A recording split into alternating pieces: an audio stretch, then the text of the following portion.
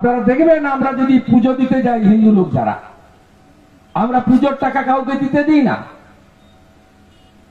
পুজো আমার কাজ, আপনার কাজ নামাজ পড়া, প্রেয়ার করা, সেটা আমাদের নিজস্ব ব্যাপার, তার সঙ্গে সরকারের কোনো সম্পর্ক নেই। আচ্ছা বলুন তো, এই রইজউদ্দিন পুরকাইত সাহেব একটা লিফলেট ছেড়েছেন। আমি এই ইমাম সাহেবকে বলি, 2021 সালের পরে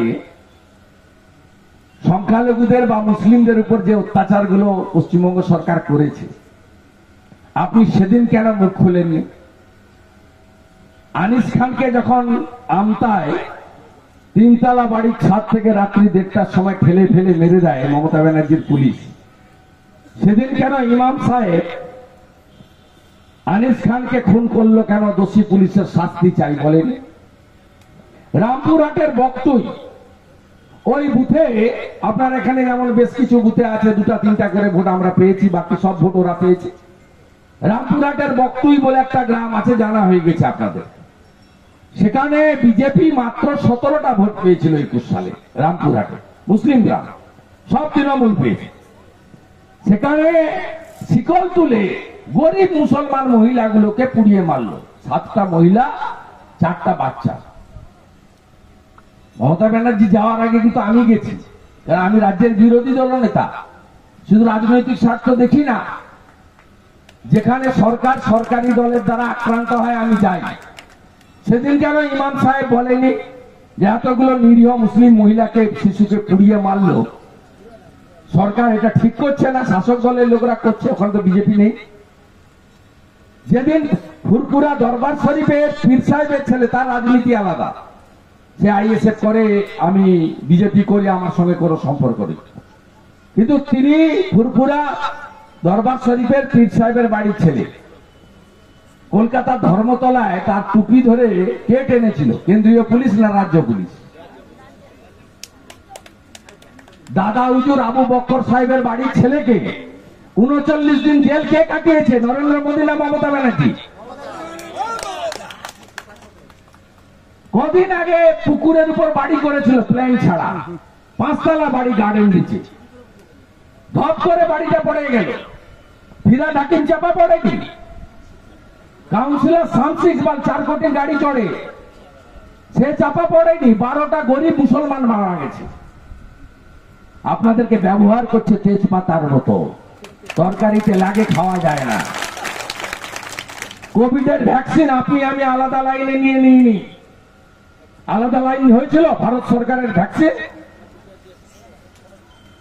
ইমাম সাহেব বলছেন হিন্দুত্ববাদী নেতা নরেন্দ্র মোদী, ইমাম সাহেব 2টা ভ্যাকসিন যে নিয়েছেন, সেটা কি হিন্দু ভ্যাকসিন ছিল?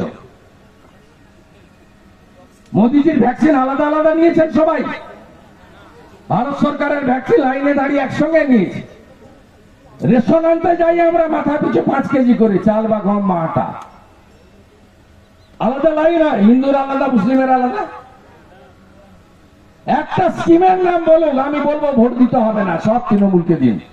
যে স্কিমটা শুধু হিন্দুদের জন্য করেছে নরেন্দ্র মোদী, একটা স্কিমের নাম।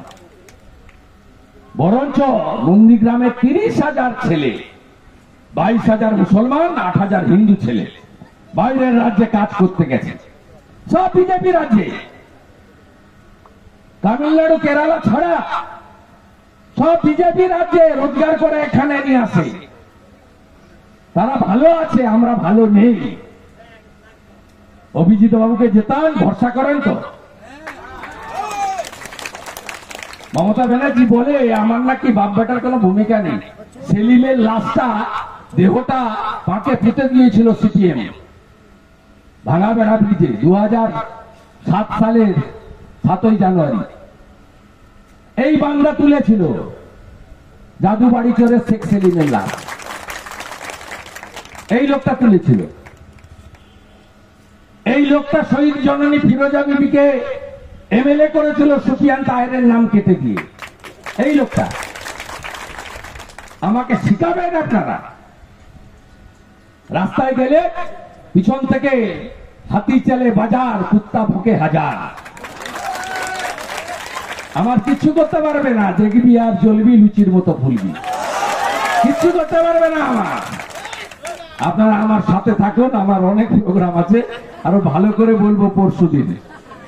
বড় সভা আছে, 20-25 হাজারের সভা, কারণ মাননীয় পিসি মহিষাদলে অনেক বলে গেছে।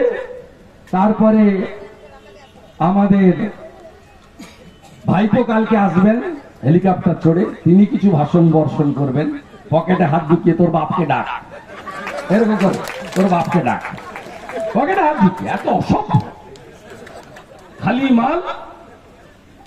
6 থেকে 11 নন্দীগ্রামের লড়াইতে কেউ দেখেছে? এ মা বেটাকে কেউ দেখেছে? 14ই মার্চের পরের দিন সকালবেলা এসেছিল, বলছে মাথা ঘুরে গেছে, অন্ধকার বলে অজ্ঞান বলে ছুটে পালিয়ে গেছে। হাত কাটবো আমি, কই খাবে তুমি? সঙ্গে আছেন তো? আছেন তো? ভোট 1 নম্বর বোতামে দেবেন তো? আমি আবারও বলি, শুধু সনাতন হিন্দুদের ভোটে নয়, সবাই মিলে আমরা ভারতবাসীর ভোটে, নন্দীগ্রামবাসীর ভোটে, আমরা সবাই ভোটার, মাঝখানে কোনো প্রাচীন নেই। একসঙ্গে জেতাবো এবং কমসে কম 30,000 লিড অভিজিৎ গাঙ্গুলি যাতে নন্দীগ্রাম থেকে পায়, সে ব্যবস্থা আপনারা করবেন। আর বলে দি, ভয় পাবেন না। আমি সমস্ত এলাকাতে